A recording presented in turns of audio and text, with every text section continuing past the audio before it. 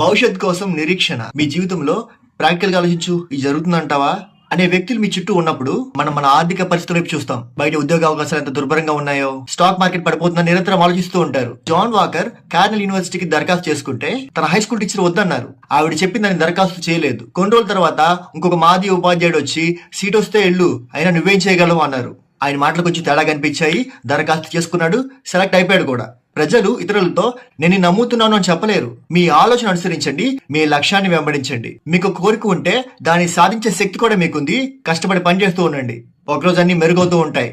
ఆర్థిక వ్యవస్థ కఠినంగా ఉన్నా, వ్యాపారం లేకపోయినా, జాబ్ మార్కెట్ లేకపోయినా, సరైన ఉద్యోగం కాకపోయినా, విఫలమైన లక్ష్యాన్ని నేర్చుకుంటున్నాం కాబట్టి మనం ఎదుగుతాము. దర్శనం లేకపోతే ప్రజలు విచ్చలవిడిగా తిరుగుతారు. దర్శనం అంటే వెళ్ళాలనే కోరిక, అది లేకపోతే ఎక్కడ స్టార్ట్ అయ్యామో అక్కడే ఆగిపోతాం. ఎవరేమనుకున్నా పట్టించుకోవద్దు.